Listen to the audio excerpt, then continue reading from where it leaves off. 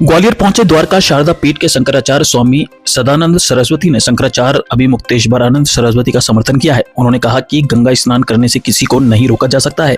गंगा स्नान से रोकना प्रशासन का काम नहीं है, बल्कि प्रशासन का काम गंगा स्नान कराना है। जब करोड़ों लोगों को स्नान करने के लिए कहा गया था तो महाराज जी के साथ तो सिर्फ 100 लोग थे।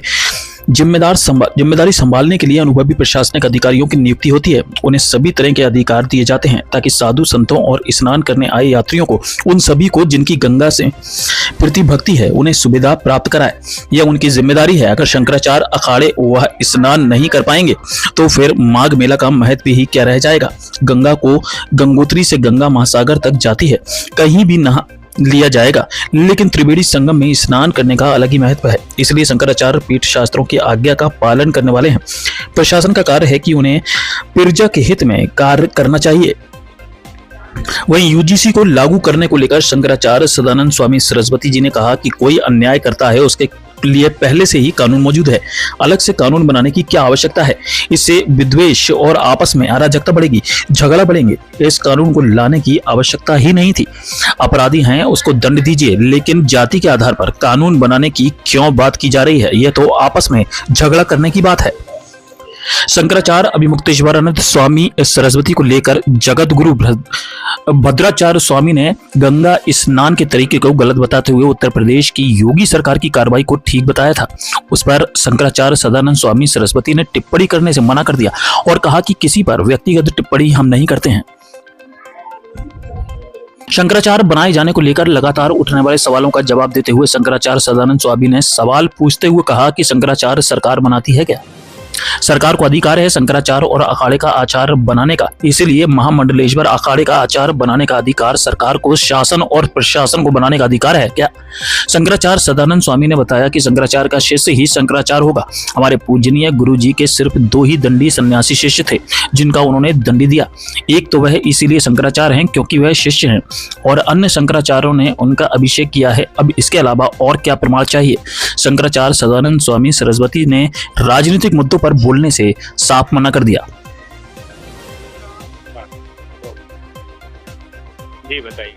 जिस तरह शंकराचार्य को लेकर लगातार होते रहे प्रयागराज स्नान करने की बाद वापस लौटना पड़ा। अब तो वापस लौट गए ना, तो प्रश्न पूरा हो गया। लेकिन स्नान नहीं करने दिया है, ये तो ठीक नहीं बात। गंगा स्नान करने से किसी को नहीं रोका जा सकता। ये प्रशासन का काम नहीं है। प्रशासन की नियुक्ति गंगा स्नान कराने के लिए हुई। जितनी भी प्रजा जाए, जब आप ये कहते हो कि करोड़ों लोग गए वहाँ स्नान करने, ये कहते हैं कि नहीं, कहते हैं कि नहीं। तो महाराज के साथ कितने लोग थे? 100। तो करोड़ों में 100 शामिल नहीं कर सकते थे क्या? व्यवस्था बनाने के लिए प्रशासन होता है।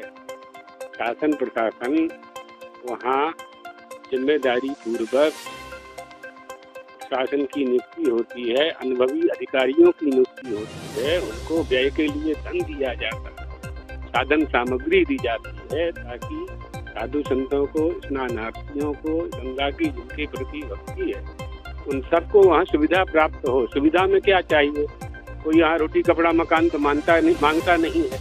केवल एक जाकर के त्रिवेणी में डुबकी लगाना है और शहर से बाहर निकलना है, बस इतनी ही सुविधा चाहिए प्रशासन को। इसकी जिम्मेदारी उनकी होती है।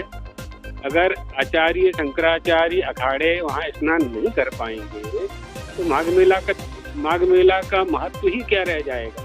गंगा तो गंगोत्री से गंगा सागर तक जाती है, कहीं भी नहा लेंगे।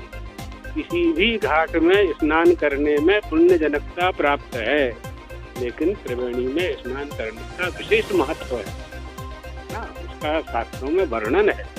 इसलिए लोग शास्त्रों की आज्ञा का पालन करने वाले हैं। प्रशासन का काम है कि प्रजा के हित में उन्हें कार्य करना चाहिए। इसी को लेकर ही बड़ा है। कोई अन्याय करता है उसके लिए पहले से कानून विद्यमान है। अलग से कानून बनाने की क्या आवश्यकता है? इससे विद्वेष और बढ़ेगा, आपस में रागत द्वेष बढ़ेगा, झगड़े बढ़ेंगे। तो इस कानून को लाने की आवश्यकता ही नहीं थी। पहले से ही कानून विद्यमान। जो भी अपराध करता है आपके ग्वालियर में अपराधी के लिए अलग कानून है क्या?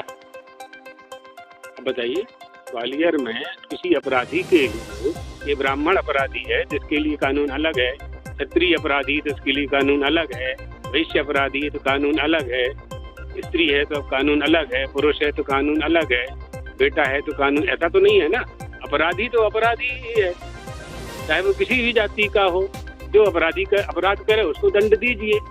अलग से जाति के आधार पर कानून बनाने की बात क्यों कर रहे हैं? क्या कारण है? ये झगड़ा कराने की बात है ना आपस में।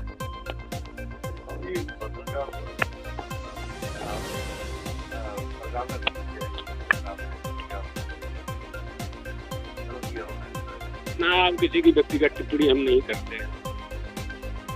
शंकराचार्य को लेकर हमसे सवाल उठते हैं, नाम शंकराचार्य कौन है, क्या है? सुप्रीम कोर्ट को सामने लाना पड़ रहा है, सुप्रीम कोर्ट क्या कर रहा है?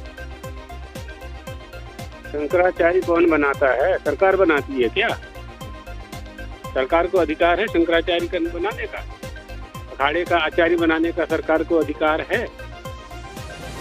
किसी भी अखाड़े का आचार्य महामंडलेश्वर बनाने का सरकार को अधिकार है क्या? प्रशासन को अधिकार है क्या? जो शंकराचार्य बनाने का अधिकार उन्हें प्राप्त होगा